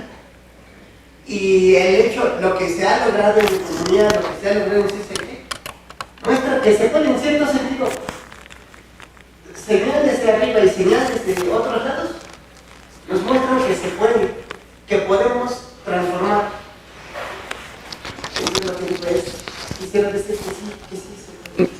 Y mira, antes de que se me escape, yo, ¿qué les recomendaría o qué propondría en el caso de ustedes? Bueno, es que no sé en qué carrera, en qué facultad o aquí en ciencias. Ah, ok. Ok. Mira, a lo mejor efectivamente están planteando que yo lo que entiendo es que les dijeron que va a haber solamente un maestro de carrera ahorita como de inicio. Sin embargo, bueno, dentro del plan de estudios que ya debe estar aprobado, hay ciertas asignaturas que son obligatorias y que el Consejo Técnico tiene que asignar, digamos, grupos pues sí, obligatorios, vacantes permanentes, pues, que se tienen que abrir siempre, ¿no? Y en ese sentido, esos grupos sí pueden empezar ustedes a pelear que se abran de manera definitiva. Porque si en el semestre 1 ven, no sé, geografía, ¿no? Y además todos los que ingresen a la licenciatura tienen que pasar por esa carrera. Entonces esa materia tendría que abrirse con carácter definitivo. Y entonces, por ejemplo, en ese caso de esta licenciatura que está empezando nueva, algo que podrían ustedes sí empezar a pelear es que se abriera con carácter definitivo ese grupo. A lo mejor no se los dan de manera inmediata en esta idea de los 3 años, pero sí que se vayan viendo. Ahí también tiene que haber como que mucha organización de parte de ustedes, ¿no? Que el que vaya a tomar la materia, tome la materia durante los 3 años primeros, digámoslo así, para ir cubriendo estas formalidades, y el tercer año solicitar la definitividad de ese grupo, porque ese grupo se va a abrir toda la vida. Entonces, ese grupo debe de tener un carácter definitivo y un propietario, por así decirlo, ¿no? Perdón, un paréntesis. Esta carrera de Ciencias de la Tierra está ahorita en la facultad. Ya lleva varios años. La cuestión es que se va a formar una Escuela Nacional de Ciencias de la Tierra. Y ese es, bueno, no, aquí en Ciudad Universitaria. ¿Va a ser aquí? Sí. Aquí en Ciudad Universitaria. Entonces, pero pues, los profesores que ya están, que podrían haber concursado su definitividad al ser ahora una escuela nacional nueva, no sé. Sí, porque yo que Ciencias llevo 3 años dando materia. Y antes tenía 2 grupos y recientemente ya solo 1. Pero es como si fuera un cambio, es que sí no entiendo, ¿sería como si fuera un cambio de plan de estudios? No es una ¿No? carrera. O sea, ya no va a ser de parte de la facultad. Va a ser una nueva, es como otro ente académico de la universidad. Yo quiero decir algo. Yo lo que le contestaría al compañero es organización y lucha, no hay otra. Y yo tengo una hija que está haciendo el doctorado en CISAL, es bióloga. Y pues estuvo aquí dando clases igual, con un grupo, 2 grupos de biología. Ahora aquí tienen un sistema, esa es otra cosa que yo creo que deberíamos, bueno, yo iba a comentar. Necesitamos hacer un diagnóstico por escuela de cuáles son los criterios de asignación de los grupos. En CCH está muy claro por su lista, así es. pero cambia mucho en las licenciaturas. Entre lo que se aplica en economía, que sí hay criterios para la asignación, cuando podemos vigilarlos, se cumplen, cuando no hacen lo que quieran las autoridades, pero ustedes, si se contratan hasta 18 horas, hacia 14 nada más, lo que estaban platicando, con qué criterios, cómo, etc. Aquí, por lo menos lo que yo sabía en biología, pesaban mucho los grados. Si acabas de ingresar de la carrera, pero no de la carrera, de los posgrados, te pueden dar, eso pesa para la asignación, o sea, las prioridades, ¿no? Bueno, yo lo que creo es que necesitamos generar un clima, efectivamente, en donde mostremos que no tiene por qué ser degradado el trabajo académico, porque estamos en esa condición, por lo que dice el profesor. Efectivamente, bueno, a ver, López Obrador dice que va a ser 100 universidades, que es el sistema de universidades juaristas, o no sé cómo le llaman, que va a dirigir Raquel Sosa, que no son universidades, son escuelas. Entonces necesitamos presionar, primero para decir, quieren formar universidades 100 en serio, no escuelitas, ¿no? Estamos universidades, es en serio, ¿verdad? Si no, lo que tienen que hacer es, desde mi punto de vista, lo que deberían de hacer es un sistema nacional de educación superior y media superior, que no existe, en donde tendríamos que ver qué onda con los tecnológicos, qué onda con todo, y sobre la base de que no puede ser un trabajo precario. O sea, cuando nos reunimos hace 4 años con la DEGAPA, lo que nos dijo fue horroroso para los profesores de asignatura. Bueno, los compañeros de CCH estaban casi para pegarle, casi se pararon a pegar cuando estábamos ahí. Tenían razón, porque lo que dijo fue, ser profesor de asignatura no les da derecho a reclamar ser profesores de carrera. Uy, cuando dijo eso, ¿cómo es posible? ¿No? Si lo que no hay ya carrera académica en la universidad, están entrando a plazas de tiempo completo nivel C, titulares, chavos de 30 años, son chavos, porque obtuvieron el doctorado y sin experiencia. Yo no digo aquellos que se han formado en los posgrados de la universidad, que tienen experiencia, sino gente que viene incluso externa totalmente. Entonces, bueno, eso es lo que tenemos que evidenciar. O sea, cuando le dijimos a Adán de Morán, queremos plazas de carrera para todos, y dijo, están locos. Digo, no nos dijo están locos, pero es imposible, ¿no? Eso fue lo que nos dijo. ¿Por qué? Pues porque la universidad no puede pagar eso. No, ¿cómo no? Sí puede. Eso mejoraría. Dejar excepciones, por ejemplo, en medicina o en algunos lugares para profesores de asignatura está bien, pero no debe ser la norma. Claro. ¿No?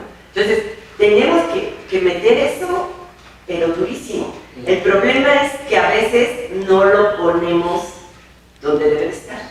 Nos quedamos muy abajito. Entonces, sí lo tenemos que evidenciar.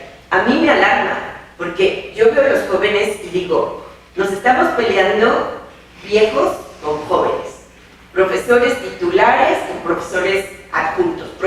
Eso es horrible. Entonces, ¿cómo le hacemos para poder? Un profesor de mi facultad, David Lozano, bromeando decía una vez en una conferencia, es que los jóvenes dicen, allá va mi plaza de tiempo completo, es un profesor viejito que ya casi se está muriendo, ¿no? O sea, hasta que se muera o que se jubile. Entonces, pues sí, así estamos, ¿no? Los que vamos ya, que deberíamos estar jubilados, no nos vamos por las condiciones salariales, ¿no? Que ya se dijeron aquí. Entonces, yo pienso que sí necesitamos, incluso en la asamblea de profesores, como recuperar la lógica de este pleito estratégico sin dejarlo, Claro. es muy importante. Tenemos un reto. Qué bueno que estén aquí. Que de hecho, si uno lee con cuidado el EPA, se puede dar cuenta que las plazas de asignatura en realidad son la excepción. O sea, en la esencia deberían ser la excepción. Sí. Por eso dice que a los 3 años uno podría pedir la definitividad, porque la asignatura viene y se va. O sea, por X motivo, es profesionista que viene pues, a dar una clase particular, pero no tiene su fuente de trabajo aquí, o vienes a cubrir a un maestro que se fue de año sabático. Pero la esencia es que los de asignatura debieran ser la excepción. Claro. ¿No? O sea, si de veras lees el EPA, el problema es que la realidad es otra, ¿no? Y lo hemos permitido, ¿no? Eso es porque no tenemos defensa sindical. Así es. Entonces, yo considero que en base a eso exactamente sí se tendría que hacer un sindicato, porque se necesita un respaldo jurídico de entrada, y el sindicato nos da ese respaldo jurídico y nos permite tratar directamente con la sociedad. Porque ahorita estamos tratando con intermediarios que estamos bajo su yugo y No, debemos dedicarnos eso, pues ya. incluso cuando nos reunimos con el director de personal, pues sí nos dijo, bueno, me reúno con ustedes, pues casi que de buena onda, porque Soy buena gente. porque soy buena gente. ¿No? O sea, porque pues sí, o sea, por atención, pero pues Jurídica y legalmente. sí, eso es real. La verdad, ¿no? Lo que pasa es que no están dadas las condiciones para hacer un sindicato. Porque si uno se remite a la ley, es muy fácil hacer un sindicato. Ahorita firmamos 8 personas y hacemos el sindicato. Pues sí, el problema no es ese, el problema es tener el contrato colectivo de trabajo. Y el problema tampoco es ese. El problema es que necesitamos hacer un trabajo en todas las escuelas para poder pelear. Por ejemplo, el profesor decía, hagamos el sindicato, hagámoslo, pero el objetivo no es hacer el sindicato, de verdad el sindicato lo hacemos aquí ahorita. El objetivo es intentar pelear por el contrato colectivo de trabajo. ¿Por qué no se hacía? Pues porque los gobiernos anteriores no lo iban a permitir. En el caso del gobierno que va a iniciar, pues hay que darle por lo menos Mañana. Supongo que habrá cambios, supongo que habrá otras formas, y lo dijo claramente en la semana pasada. No podemos meter vino viejo, vino nuevo en botellas viejas, haciendo clara referencia a la petición de Esther Gordillo de volver a dirigir el sindicato de maestros. Hagámoslo, intentémoslo, no sé si lo vayamos a lograr. Si es un camino largo, si es un camino pedregoso, porque también ya lo mencionó el profesor, muchos de nosotros estamos corriendo en la clase y vete a la asamblea, y es desgastante. Y para que pudiéramos hacerlo, necesitamos integrar nuevos compañeros. Hablo de la experiencia de Vallejo. En Vallejo puede venir el compañero Salvador, puede ir el compañero Héctor, puedo estar yo, y tenemos confianza en quién va. Y eso se logra trabajando, eso se logra platicando, y se logra incluso quitándose un poco estas barreras del infantilismo de izquierda que sea, es que eres de este grupo y trae estas ondas. No, estamos de verdad en una cuestión de mucha confianza con nosotros, y por eso es que creo que también nosotros en Vallejo hemos avanzado mucho. Hay que hacerlo, a ver si nos da, a ver si lo logramos. Pero no, nada, perdemos también con intentarlo. Estaba el compañero y digo, ya me puse como mesa, perdón, nadie me eligió, pero bueno, este compañero y luego allá atrás. Sí, yo quisiera comentar un poco lo que hemos estado trabajando aquí en la facultad. No tenemos mucho tiempo de grupo de... No, sí, No, pero es para la grabación. ya. Bueno, Nosotros es para la grabación. insisto, hemos estado trabajando algunos profesores de los distintos departamentos, particularmente matemáticas y biología. ¿Me lo pongo? Madre santa, esa cosa yo me la sabía.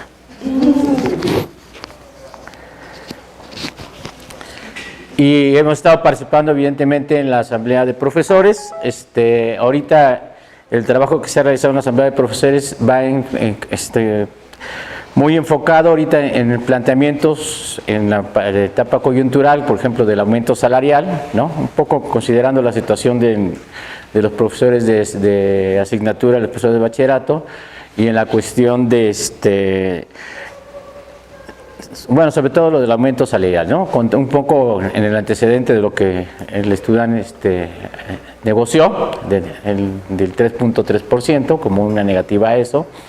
E internamente empezamos nos atrevimos a sacar correos de todos los profesores de asignatura y ayudantes, porque se empezó a dar la coyuntura de la cuestión de los problemas con las asignaciones de cursos.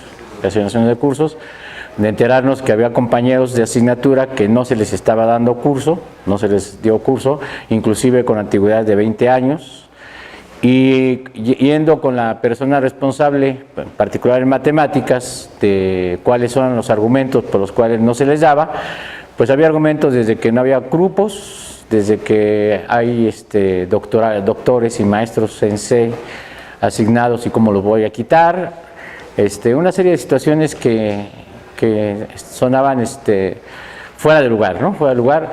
Entonces, lo que planteamos, entonces nos atrevemos a hacer una reunión para empezar a percibir cuál es la situación general, que no solamente de matemáticas, sino que también en biología, en física también, en ciencias de la Tierra, empezamos a ver situaciones particulares, y entonces se entregó el día de ayer la carta al Consejo Técnico, donde uno de los puntos que nos parecía importante en este momento, digamos, ante la situación de que ya nos vamos a salir de vacaciones y de que supuestamente ya se cierra el proceso de cambios en los horarios, el garantizar que todos los compañeros que no tenían grupo se les diera, sobre todo, más aún, si son profesores que ya tienen antigüedad, y que no fuera, y porque los argumentos dados, por lo menos en el caso de matemáticas, pues eran de menosprecio al trabajo de los profesores de asignatura, ¿no? Entonces, en ese contexto también empezamos a ver varias cosas que están en la carta, están muy puntual, no se ha desarrollado. Ayer platicábamos con la coordinadora del Departamento de Matemáticas sobre la situación que está presentando, y bueno, se comentaban varias cosas, ¿no? Una es que parece que por ley federal del trabajo, si alguien tiene 20 años estando trabajando no en la UNAM, sino en cualquier otro lado, no hay ninguna razón para correrlo, digamos, porque el caso de no darte un curso es correrte, ¿no? Correrte en los hechos, que es una situación que se estaba presentando, que la decisión que había tomado un comité que se llama el Comité de Asignación de Cursos estaba inclusive contra la Ley Federal del Trabajo, y entonces que era una situación que se tendría que resolver, ¿no? Y en ese mismo sentido que les estoy diciendo, ¿no? También pasa la situación de que aquí se maneja que son 14 horas lo máximo que uno puede tener de horas dando clase, y que por lo tanto si tú tienes más de 7 horas, de las 14 horas, por ejemplo en el caso de nosotros que tenemos 2 cálculos, uno de ayudante y uno de titular, tenemos 17 horas y las 3 horas no se te pagan. Así cuando vas a firmar el contrato dice 14 horas, ¿no? Y acá se han comentado ahorita los profesores de economía que no, que el EPA mismo dice las 18 horas, ¿no? Entonces había que ver quién decidió aquí en la facultad que el tope eran las 14 horas, ¿no? Y por qué esta situación. Comentábamos la situación que se tiene en términos del único estímulo con el que se cuentan los profesores de asignatura, el famoso PREPASI, que resulta que con las nuevas políticas que por lo menos están manejando en matemáticas, que no creo que sean solamente de matemáticas, sino también de otros departamentos, de límite de grupos y sobre todo de límite de grupos, y de límite de horas, pues tu aspiración es la mínima. Lo que te pueden dar más de estímulo prácticamente es lo que es lo más pequeño, ¿no? Entonces, yo digo todo esto porque sí hay una serie de situaciones que se están presentando. También a nosotros nos llama mucho la atención eso de ciencias de la Tierra, que resulta que una profesora que por no llegar a los 6 alumnos, tener 5, da clases y no le pagan, ¿no? Entonces, cosas de ese estilo que se están dando aquí en la escuela, que seguramente se desconocen a nivel de la facultad, y que son situaciones que se tienen que ir precisando, que ir viendo. Había compañeros que se nos acercaban, por ejemplo, en esta situación de la posibilidad de poder acceder a alguna otra situación de algún profesor de asignatura que quiere estudiar la maestría. Antes, en la facultad, si tú terminabas la licenciatura, automáticamente pasabas a la maestría, y si querías hacer el doctorado, ahora no, ahora hay un filtro, que son exámenes que tienes que presentar, y al parecer, según lo que comentaba el compañero, pues se convierten en filtros verdaderamente de que la persona no puede estudiar maestría ni puede estudiar el doctorado, ¿no? Que actualmente se está presentando situaciones de ese estilo, ¿no? Desconocía yo de ciencias de la Tierra, pero también sería importante cuál es la situación dentro de la facultad, que aunque sea algo que aunque se haga la separación, en qué condiciones se va a hacer, cómo van a quedar los profesores que están dando clases en ciencias de la Tierra, qué garantías se tienen, ¿no? O sea, no nada más que se va a crear una escuela y todo cambia, ¿no? Porque a fin de cuentas esta carrera se creó aquí en la Facultad de Ciencias, es de la Facultad de Ciencias, y es la obligación de la Facultad de Ciencias de la universidad el que se tenga mucha claridad de qué va a suceder con todos los profesores de esta carrera, ¿no? Entonces yo menciono esto porque creo que hay una serie de varios puntos que tenemos que ir trabajando. Ahorita coyunturalmente pues ya se acercan las vacaciones, ya es muy complicado moverse mucho, se hizo la carta, se enviaron algunas pláticas particulares para tratar de resolver algunos problemas concretos. Ahorita sí, lo que estamos poniendo un poco en el centro es sobre todo esta parte de que no dejen a nadie sin grupos, ¿no? Considerando que es lo mínimo que podemos tratar de garantizar antes de salir de vacaciones. Y pensar que en el próximo semestre, con todos estos puntos que ya se están y agarrando el EPA y la Ley Federal de Trabajo y todos los reglamentos que tengan que agarrar, tratar de argumentar cuáles son las nuevas condiciones que tenemos que tener como profesores de asignatura o como profesores que apenas están iniciando, ¿no? ¿En qué sentido? En tratar de ver que sea unas mejores condiciones salariales, ¿no? Que hay formas, por ejemplo, el aumento del estímulo, el aumento de horas, que evidentemente palean, ¿no? O sea, no resuelven absolutamente nada. Y otro que es fundamental, que es la estabilidad, ¿no? Laboral. O sea, que a nadie se le pueda correr, al menos que se le corra por alguna situación de otro estilo que sea argumentada, que bueno, esas son cosas que ni siquiera nos meteríamos nosotros, pero insisto, esa es como la parte que creo que es muy importante, y en ese sentido, pues juntamos un comité, no somos muchos profesores, la idea es ir creciendo ese comité y en ese mismo contexto impulsar lo que sería ya una asamblea de la Facultad de Ciencias, un poco pensado en la estrategia que ha seguido la asamblea de profesores en general, insisto, a la cual varios de nosotros estamos participando, ¿no? Entonces, la semana que entra estamos tratando de llamar una próxima reunión donde por un lado veamos cuál es la respuesta del Consejo Técnico. Ya se le entregó la carta al Consejo Técnico, estamos esperando la respuesta para ver cuál es la situación, insisto, pensado en todos esos puntos que se manejaron, pero que ahorita como que la prioridad sería pues que les den clases a los profes, ¿no? Y que los puntos que queden pues los tendríamos que tratar y seguir trabajando y seguir viendo un poco en el contexto que sí es una economía, de irlo viendo con las autoridades de la facultad, ¿no? Porque pues, supuestamente esta facultad, pues, la Facultad de Ciencias, es una de las facultades democráticas, que una trascendencia de lucha, y etcétera, etcétera, y nos enteramos de todo ese tipo de situaciones que realmente pues son muy escandalosas, ¿no? De lo que está pasando con el personal académico, el sustento, digamos, de la facultad, ¿no? También, como comentaban los compañeros, evidentemente varios compañeros estamos de acuerdo en que lo que procede es ir trabajando en la creación de una nueva organización de profesores, que no puede ser ni la PAUNAM ni puede ser el ESTUNAM. No sé si un sindicato o una asociación tendríamos que irlo trabajando, pero evidentemente en el contexto de toda esta cuestión que estamos haciendo, sí estamos pensando caminar en que en un futuro no muy lejano tener una verdadera organización de trabajadores académicos dentro de la universidad, ¿no? Para que podamos de manera conjunta, de manera colectiva, poder enfrentar las problemáticas, ¿no? Entonces, para terminar, son en dos niveles. Internamente tenemos mucho trabajo, tenemos muchas cosas que hacer para poder resolver muchas cosas internas, ¿no?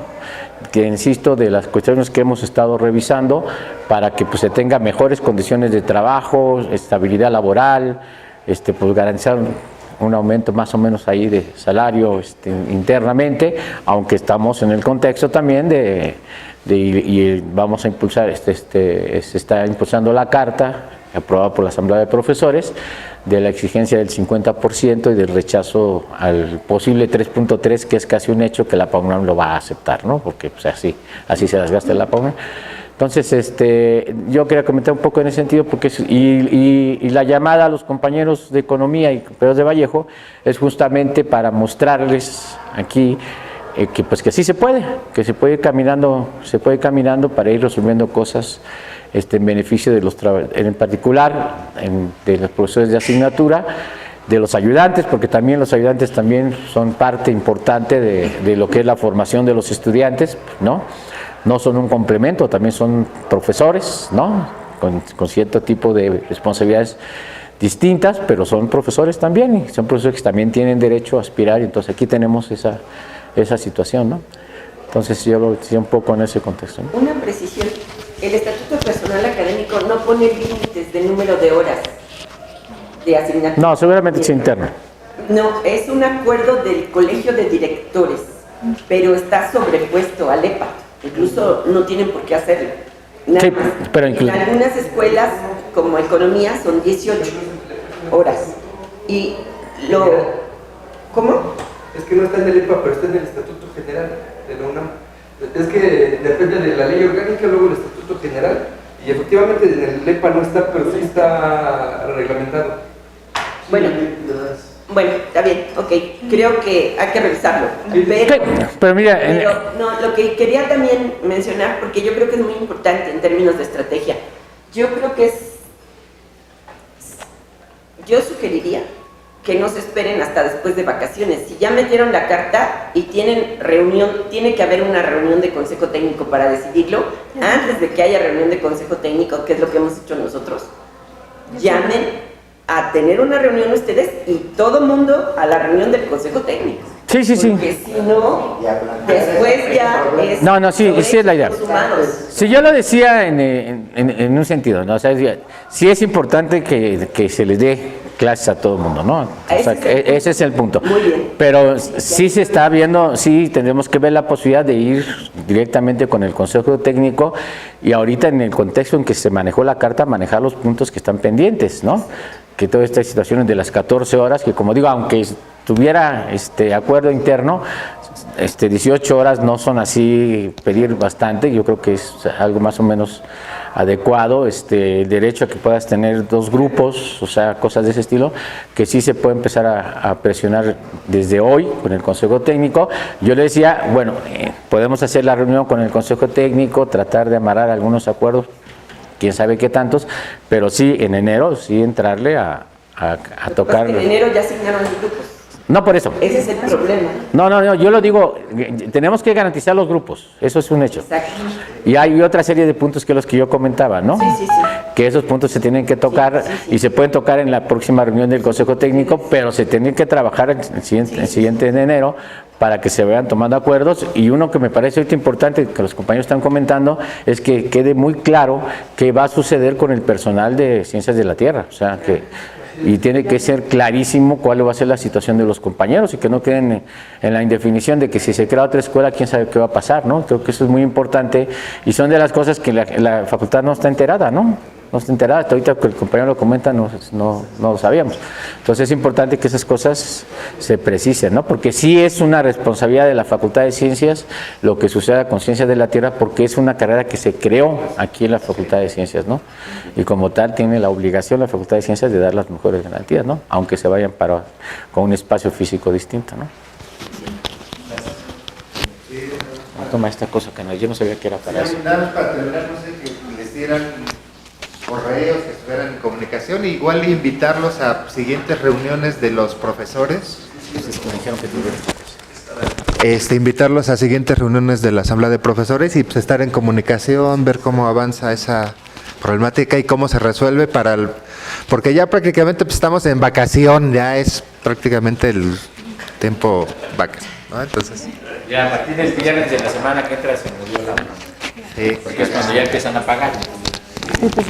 No, van a pagar hasta el día, la última, con aguinaldo, hasta el 12. Lo que pasa es que el lunes cae 10, entonces el viernes en la noche te empiezan a pagar. Bueno, aquí en la facultad. Y el 12 no hay clases. No, pero la última quincena. Y el otro es el 13, ¿no? No, es que te pagan en la noche. Hasta el 20 de diciembre hay actividades. No, hasta el 14. El 12, ya de ahí el del 12. No, sí, es 10 y 14. Ya, como que